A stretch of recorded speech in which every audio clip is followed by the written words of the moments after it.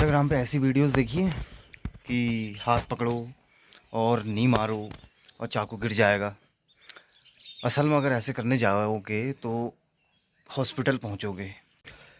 चाकू चलाने वाले का दिमाग आप कंट्रोल ही नहीं कर सकते, आपको पता ही नहीं चलेगा कि वो कब और कहाँ कैसे हाथ चलाएगा।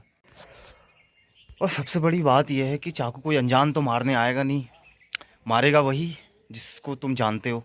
या तो तुम्हारी कोई पिछली दुश्मनी है और या फिर आपसी कोई अभी रिसेंटली विवाद चल रहा है। वैसे कोई चाकू मारेगा, अगर चाकू मार भी दिया, अगर बिना किसी हथियार के चाकू वाले से अगर लड़ना भी है ना, तो कम से कम 2 से 3 साल की बहुत हैवी ट्रेनिंग चाहिए होती है मार्शल आर्ट की। ऐवी कोई ये आम इंसान के बस की बात नहीं होती है।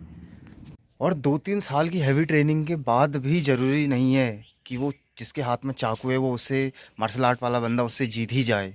क्योंकि चाकू के चांसेस हैं कि लगेंगे उसके पास फिर भी, लेकिन यह है कि वो नॉर्मल इंसान से डिफेंस कर सकता है। डिस्टेंस मेंटेन रखो, कम से कम 1-2 मीटर की डिस्टेंस अगर रखोगे तो जाके आपके बचने के चांसेस कुछ हद तक हैं।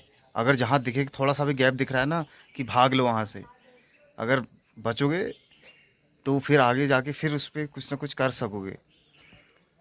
और अगर नहीं भाग पा रहे हो, आसपास में ईंट देखो, पत्थर देखो, लकड़ी है, साला 1-2 मीटर का डिस्टेंस तुम्हारे पास है, सर फोड़ो, भाग जाओ वहाँ से।